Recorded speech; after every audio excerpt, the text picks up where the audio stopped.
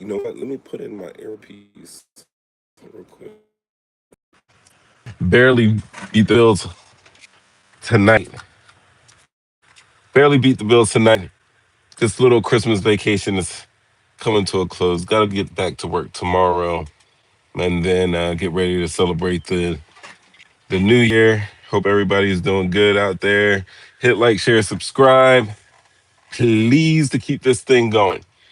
But before we talk, I want to talk about like the MVP, Josh Allen, basically effing himself in Buffalo tonight. But we need to talk about Ujimaa. And Ujimaa is the third principle of Kwanzaa. Okay, and it's about collective work and responsibility, and it means we solve our problems together, and we measure people by what they contribute, not how comfortable they make the system. And that matters tonight because the NFL loves collective labor, but only crowns certain kinds of leaders, if you catch my drift. So let's be honest about the country we're watching football in, okay? I'm not going to mince words.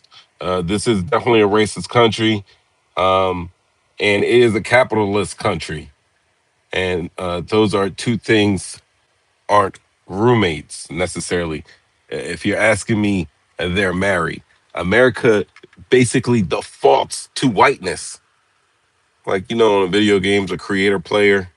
I mean, some games have changed that because people have talked about it, but like in that same respect, that's what it is. And we're not talking about, it's not just like a vibe or an air. Like this is structure, and that default is actually reinforced by laws and policy. For example, and take redlining and FHA policy from the 1930s to the 1960s, still stuff under occurring today. We're talking about federally backed home loans, excluding black families.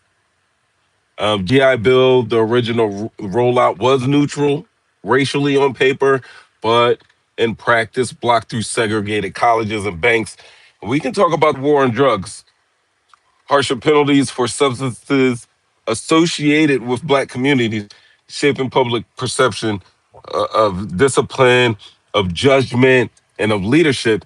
And that mindset does not stop housing or courts. That also bleeds into sports.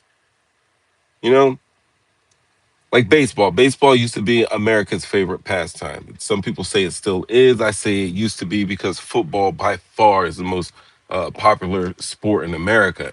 And yeah, baseball did lose a lot of cultural dominance for a lot of reasons, but we can't pretend that Jackie Robinson's success didn't shake that myth. And baseball, it's cool because anyone can lead in baseball. I mean, you can if you're a bomb at pitching, you're the team leader. If you're the best shortstop, you can be the team leader. If you're a great catcher and you're the best catcher and you can, lead the locker room, you could be the leader. Veteran, you could be a veteran bench guy on a World Series team and be the leader. And football is not built like that. Football is more military, and the quarterback in football is the general you know? And historically, black men were not allowed to be generals. So even when black quarterbacks did prove they could lead, and think and read defenses and win, the league said, nice arm, buddy. You got a great arm there, Tyrone. Why don't you go be a wide receiver? Go be a wide receiver, Antoine Randall L. Hines Ward. Hines Ward was a quarterback at Georgia before becoming a great NFL wide receiver. Julian Edelman, he's not black. But I had to throw that one in too. It happens to white guys too, you know? But that wasn't about talent. And the myth was always the same. Like They always said that, listen, black quarterbacks can't process fast enough. They lack that poise. They can't command a huddle. And sports science dressed it up as racism. You know, and yet despite all that, we had Joe Gilliam. Look him up. He won games and still got benched. For my younger people, Doug Williams won an effing Super Bowl. First black quarterback to do that. Warren Moon dominated. Randall Cunningham was like, that's when I started watching football. Changed the game. Steve McNair, Rodney Peete, they had success. Then we had another generation. We had McNabb, we had Vic, Culpepper, Leftwich. Y'all remember Aaron Brooks? Beast out there. Then from there, we get the Cam Newtons. We get the Russell Wilsons. We get the RG3s, Robert Griffins. We get Teddy Bridgewater.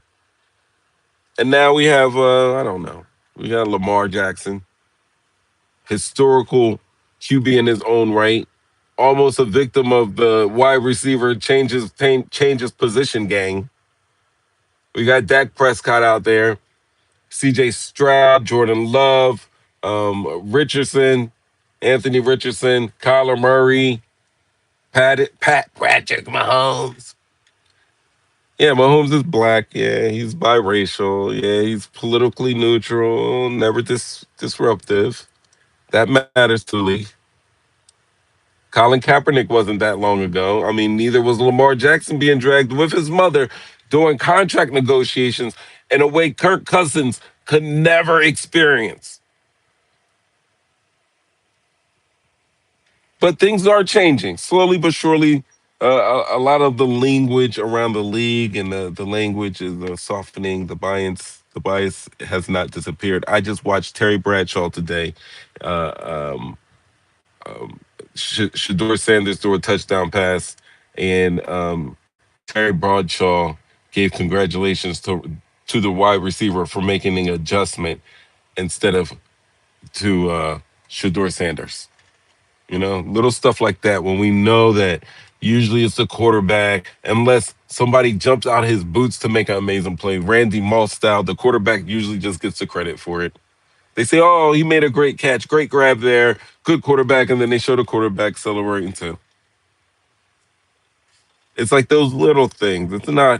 I'm not saying Terry Bradshaw up and out called Shador Sanders of dropped the N bomb on him, but there's just little things. Whether he meant to do it or not, there are little things that, being an black fan of the NFL, we pick up on, especially when it comes to the media surrounding the NFL. But then we got this idea that pocket passing is king, and needs. I think that thought needs to go the way of dial-up internet.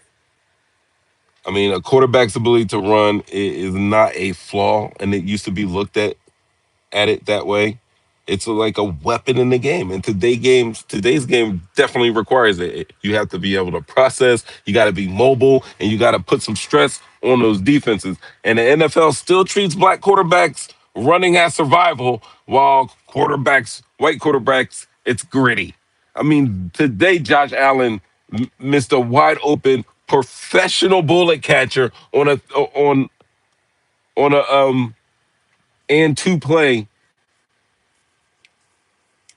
gets praised for his competitive fire. But earlier in the game, they were like, I think Josh Allen's like one of the leading rushing quarterbacks in the league on his grid as a rushing quarterback.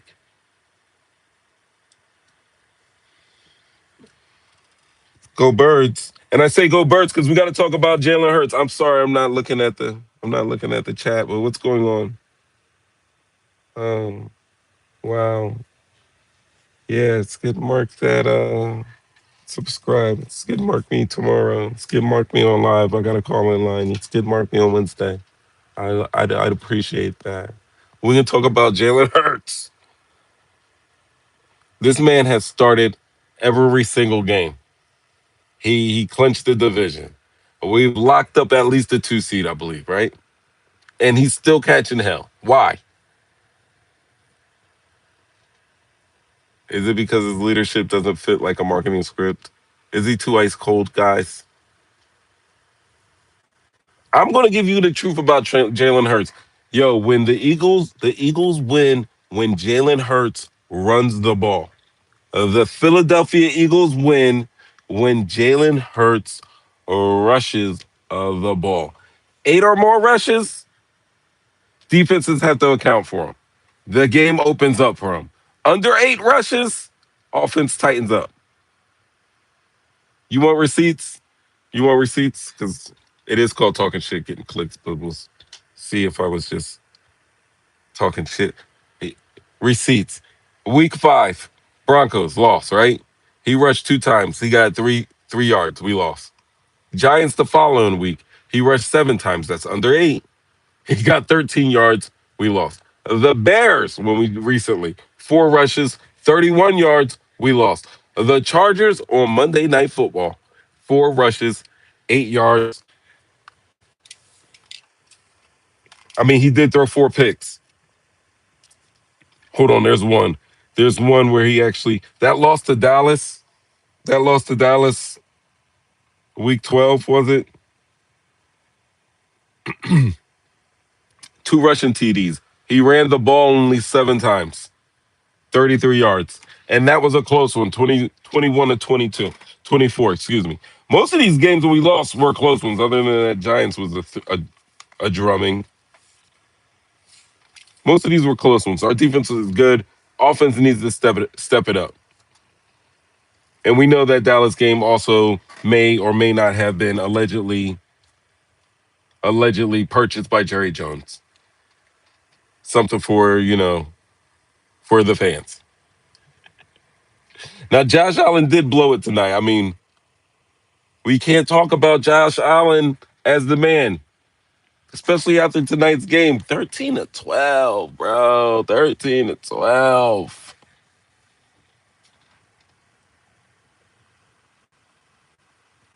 13 to 12. We can't talk about Josh Allen. He blew it. He said it himself. The F word. You guys know the F word he said. He said it, the F word, loud because he know he missed a man on a easy 10 and out for 2 extra points.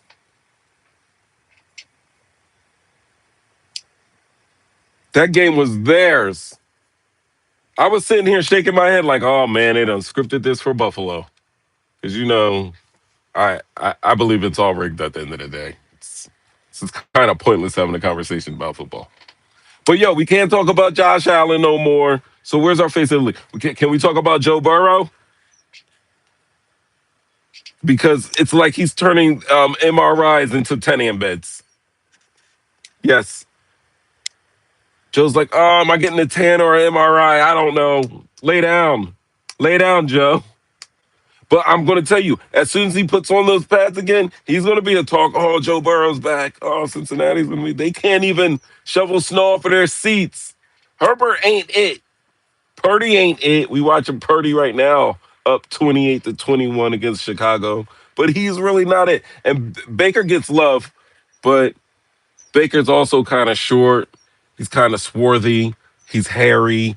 He looks like he smells like a 1960s style bowling alley that's in 1986. Your favorite team is Kansas City? That's cool. I know Isaiah Pacheco. I watch him grow up as a kid.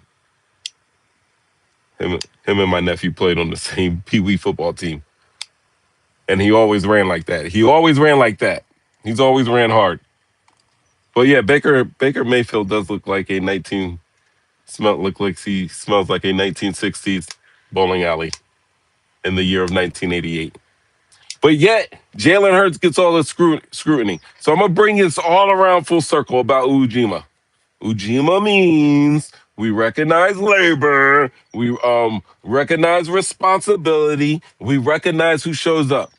You can tie it into Jalen Hurts, who shows up. The NFL wants black excellence, maybe sometimes without the authority, with black people being the authority.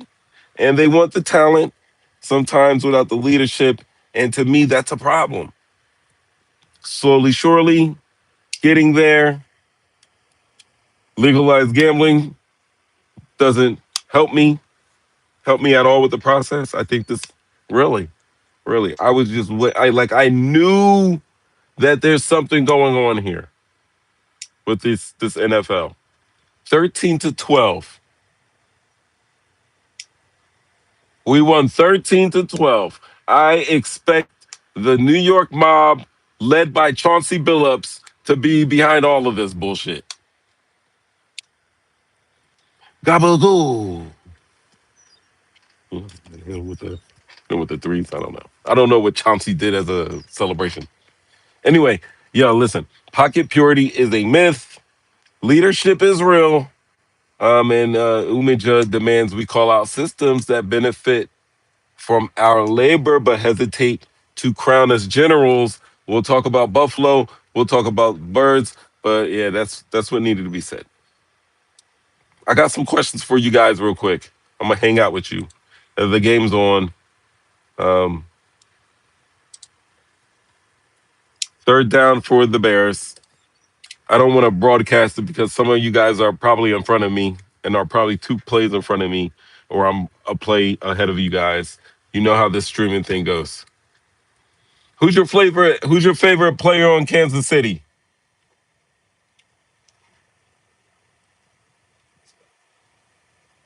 It would be. Of course it would be. Ugh.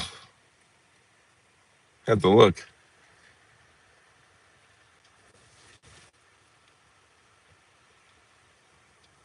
Yo, do you think is there another sport that there's like a specific position that is the leader? Other than I'm thinking bobsledding, like the driver would be the leader, and that's only because I watched Cool Runnings back in the day.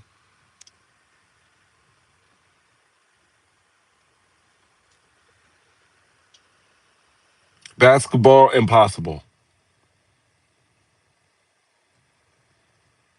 The leader. Hockey,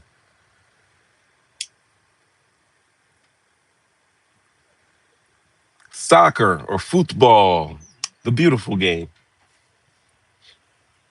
Like, who's the team leader on a soccer team? Megan Rapinoe? I have to ask these questions.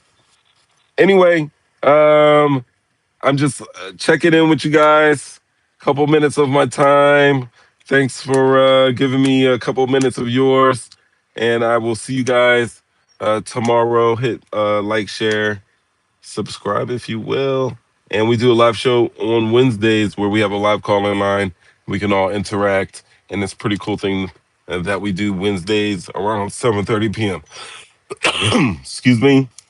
I'm going to swallow this water.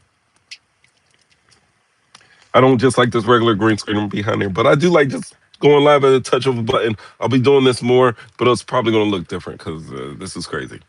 But thanks, guys, for watching. I'll see you tomorrow. Peace.